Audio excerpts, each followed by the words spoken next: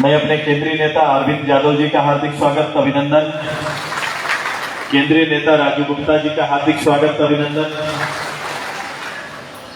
हमारी जिलाध्यक्षा और महिला नेत्री हमारी अनीता साहू जी का हार्दिक स्वागत अभिनंदन, कभी न डूबने वाला सूरज जी का हार्दिक स्वागत है अभिनंदन है। नूरुल हुदा जी मेरे साथ आए हैं, पार्टी के केंद्रीय महासचिव आदरणीय रोशन लाल चौधरी जी का हार्दिक स्वागत है अभिनंदन है। हमारे केंद्रीय सदस्य रामानंद साहू जी का स्वागत, ओबीसी मोर्चा के अध्यक्ष नरेश साहू जी का हार्दिक स्वागत, शाहिद अंसरी अल्पसंख्यक जिला अध्यक्ष जी का स्वागत, एसटी मोर्चा के अध्यक्ष भैयाराम उराव जी का हार्दिक स्वागत है अभिनंदन है। रामसुंदर गौरी जी का जिला प्रवक्ता का स्वागत, ओम भारती जिनका मैं बोल चुका हूं, मेरे जनरल सेक्रेटरी विलियम कुजूर जी का हार्दिक स्वागत है अभिनंदन है। मैं संजू सिंह बरिया देवी भंडरा की महिला जो मेरे अध्यक्ष और प्रमुख है उन दीदी का हार्दिक स्वागत है अभिनंदन है।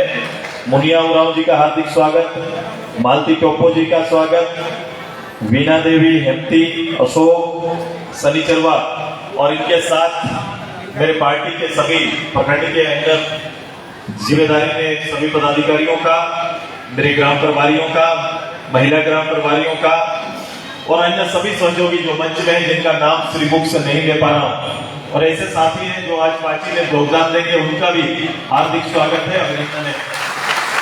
मैं अभिनंदन अपने प्रेस मीडिया के मित्रों का भी करता हूं।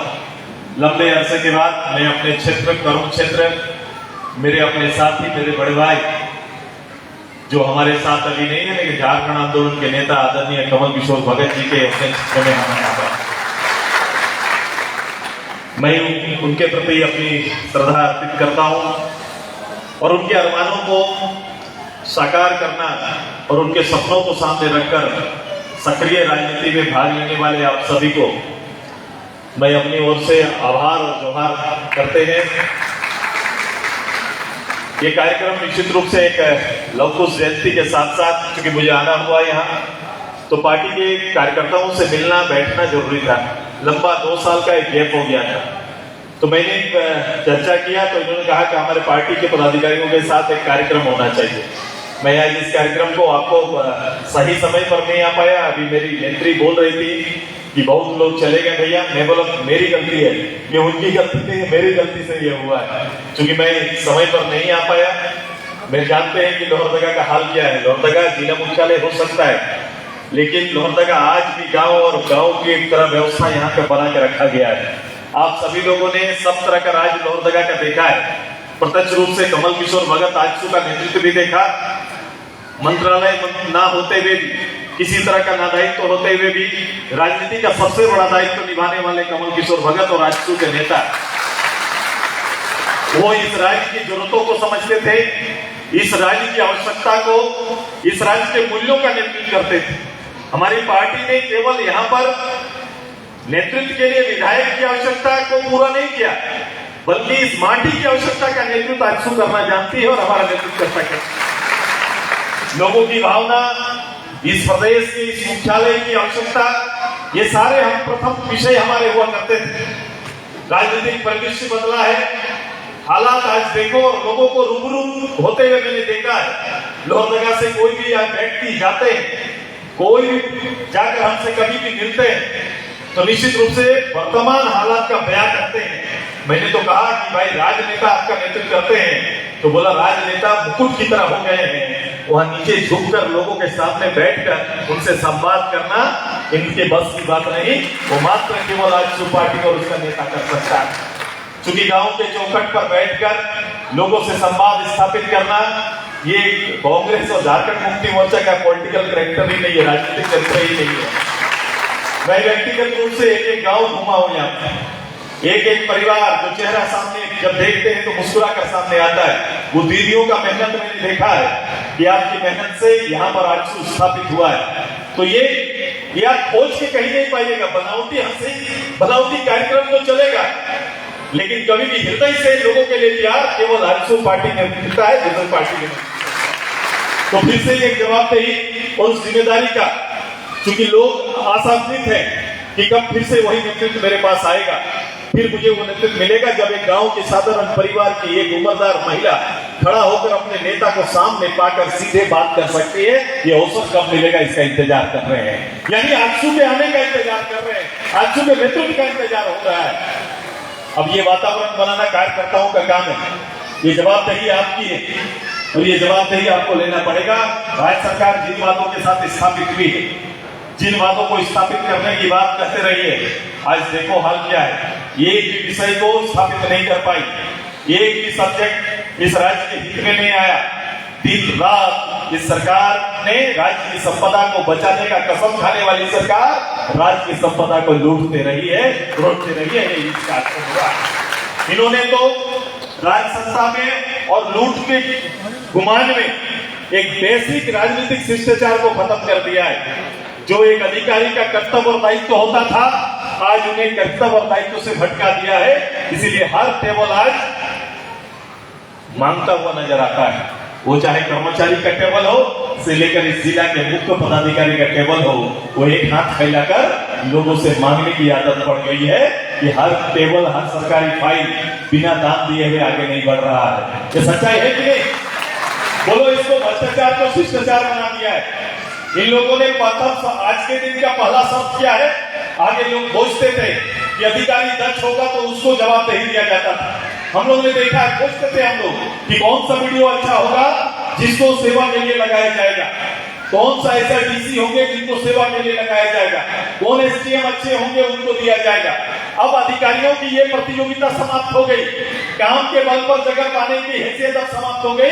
अब हैसियत बदल गया है, कौन कितना मुट्ठी लेकर आ सकता है, कौन कितना बड़ा दाम दे सकता है, कौन कितना बड़ा रकम अदा कर सकता है, सरकार उनके पीछे हाथ रखना प्रारंभ कर दिया है। इसीलिए अराजकता, आज की अराजकता का स्थिति का मूल कारण नहीं बना हुआ है। मेरे साथियों, हम एक सामाजिक राजनीतिक कार्यकर्ता हैं, हम लोहरदगा के अग्रणी नेता हैं जो लोहरदगा की दशा और दिशा को बदल सकते हैं।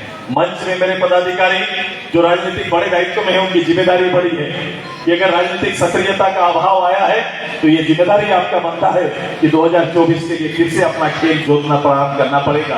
क्योंकि यहाँ आबादी केवल केला का हो सकता है, दूसरा आबादी नहीं होगा।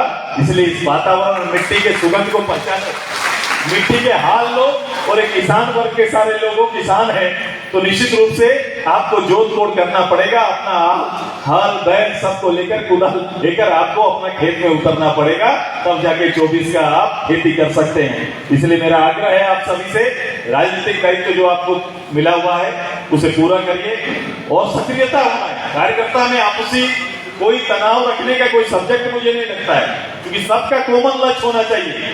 आप अभी यहाँ राजनीति से कहीं ना कहीं गलत लोग काबिज हैं, तो आपकी जिम्मेदारी बनती है कि गलत लोगों को बेदखल करने के लिए दिन रात मेहनत करते हुए आजसू का वही शक्ल, वही चेहरा, वही तैयारी आपको फिर से करना पड़ेगा। और ये तैयारी में हमारे लोग, मुझे लगता है, पसीना बहाने में कहीं पीछे नहीं रहते हैं क्या? नहीं क्या कभी ऐसा? अब नए नए आया हो तो होता है, सुस्त होते हैं, थोड़ा स्लो गाड़ी चल रही थी, लेकिन लोहरदगा गाड़ी पहले छोटी नहीं था, अब बड़ा हो गया।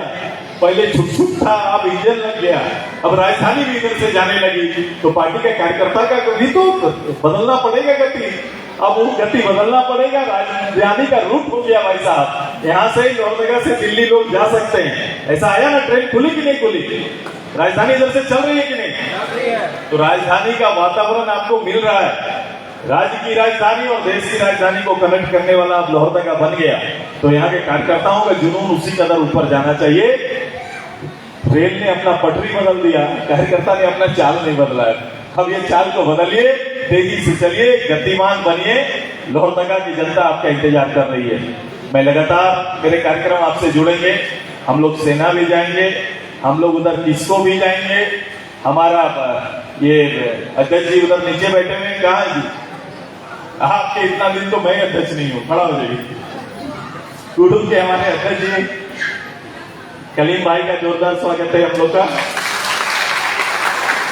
मेहनती कार्यकर्ता जिन्होंने पार्टी के लिए समर्पण और अपना दिखाया है, मैं इनका स्वागत करता हूं। तो सभी मेरे प्रकरण अध्यक्ष और आप पार्टी के नया डिजाइन, पहले पता है आप सभी लोगों को, ग्राम प्रभारी का दायित्व बढ़ा है, पंचायत प्रभारी का दायित्व बढ़ा है, फिर से चूल्हा पर तो व्हीलर मेंबर तक का कार्यक्रम है। हो सके इसी महीना के अंत में पार्टी का महाधिवेशन होगा।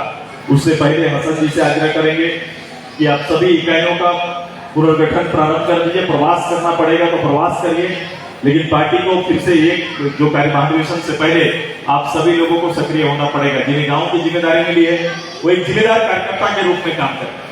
उनकी जिम्मेदारी बड़ी है। हमारी पार्टी में लीडर केंद्रीय लीडर हो सकते हैं बोलने के लिए, लेकिन मेरा नेता हमेशा चूल्हा प्रमुख और पिलर मेंबर ही हमारा नेता होगा, क्योंकि वो पार्टी को सबसे ज्यादा गति देने में अपनी सबसे बड़ी भूमिका अदा करता है। लोहरदगा में महिलाओं की भूमिका और महिला का योगदान अक्षुण्य है, मैंने इसकी कोई तुलना नहीं है। पूरे प्रदेश में यहाँ का नेतृत्व जाकर प्रदेश की महिलाओं को संगठित करने का काम और अपनी भूमिका अदा करती है। आपको पता है जब हम लोग रामगढ़ चुनाव लड़े तो रामगढ़ उपचुनाव में आपकी लोहरदगा की मेरी नेता, हमारी जो आपकी नेता है नीरू शांति भगत, लगातार एक ब्लॉक का नेतृत्व करते हुए काम किया है और उस ब्लॉक में नेतृत्व देने का काम किया है। हमारी केंद्रीय प्रवक्ता और हमारे जिला अध्यक्ष, इनका योगदान बहुत बड़ा दूसरे जगह पर भी लगातार रहता है। यहाँ के कार्यक्रम को देखने की वाली बात है। वो राज्य के किसी कोना में छोड़ दो, वो अपना नेतृत्व दे सकते हैं। ऐसी ताकत आप हमारे इस जिले के महिलाओं में। आइए सभी उन दीदियों को आह्वान करेंगे, फिर से दीदियों को तैयार करेंगे, भरोसा देंगे और महिलाओं का कदम ताल भी हम लोग साथ में प्रारंभ करेंगे। पूरा प्रदेश आजसू पार्टी की ओर निहार रहा है। पूरा प्रदेश की महिलाएं, डुमरी में भी पूरे प्रदेश की महिला एक तरफ, महिलाओं का बहुत प्रतिशत बढ़ गया। अगर सरकारी तंत्र का उपयोग नहीं करते तो केला का मंत्र वहां भी रिलीज हो जाता। थोड़ी कुछ बाधाएं रही हैं, बहुत आगे तक हम लोग गए हैं। इस भय, भ्रम और भ्रष्टाचार के इस पेड़ को हिला के रख दिए हैं जड़ से। अब उसको उखाड़ के फेंकने की तैयारी 24 में हम लोग सब कर देंगे। मेरी ताकत मेरे नौजवान भाई जो नए है, जो नए तैयारी कर रहे हैं, सामाजिक राजनीतिक जीवन प्रथम प्रारंभ कर रहे हैं, इस राज्य में आपका योगदान एक नागरिक के रूप में नहीं, एक नौजवान के रूप में दायित्व है कि आप इस राज्य की राजनीति का अगुवा पांति में खड़ा होकर आप आगे आकर इसका नेतृत्व करिए। बहुत सारे विषय हैं जहां हमारा सामाजिक विषय है, जहां हमारे लोगों को जीने तक का अधिकार केवल प्राप्त है। सरकार ने केवल जीने का अधिकार दिया है, केवल अनाज और चावल केवल देने का केवल निर्णय सरकार का है। ये सरकार 2 साल तक दाल की बात की है, लेकिन 1 किलो दाल अभी तक कोई नहीं करा पाई है। यही सरकार है, 2 बार कैबिनेट हो, 2 बार हमारा 2 साल का वित्तीय वर्ष पार होने वाला है, लेकिन 1 किलो दाल के लिए भी मशक्कत कर रही है। ग्रीन कार्ड तो रिलीज किया, लेकिन ग्रीन कार्ड का चावल समय पर लोगों को नहीं मिल रहा है। ग्रीन कार्ड में एक मालिक आया है, उसके परिवार का नाम अभी तक ग्रीन कार्ड में नहीं चढ़ा है। लोहरदगा में चढ़ गया क्या? चढ़ा है क्या? परिवार के एक मुखिया का नाम है 5 किलो अनाज वाले में, वो भी 4-4 महीना में आता है। अगर ग्रीन कार्ड होल्डर है, मुझे चावल चाहिए, आप सरकार ये सोच रही है कि बिना चावल के ये परिवार नहीं चल सकता, तो 4-4 महीना का इंतजार क्यों? 4-4 महीना क्यों इंतजार करना पड़ता है? ये पीडीएस का सिस्टम को सीधे तौर पर लोग तक मुहैया 4 साल में नहीं कर पाए। अब आप समझ सकते हैं, जो कर पाए वो दिख रहा है, वो जो ना कर पाए वो एक घर में आपको है। ये दोनों चीजों का उदाहरण लेके चलिए। ये कोई लाट साहब का तो जगह नहीं है, ये सेवक का जगह है। लोहरदगा को सेवक चाहिए जो लोहरदगा की सेवा कर सके, वैसे नेता चाहिए। मैं आप सभी के प्रति आभार व्यक्त करते हुए कि आइए सक्रिय फिर से लोहरदगा में पार्टी को करिए। मेरा योगदान, मैं लगातार फिर से आपके बीच सुदेश महतो रहेंगे। आइए सक्रिय करते हैं, उसी ऊंचाई के साथ फिर से लोहरदगा और आसपास को केलामय बनाने की तैयारी हम सब मिलकर करेंगे। इन्हीं शब्दों के साथ आप सभी को बधाई, धन्यवाद देते हैं।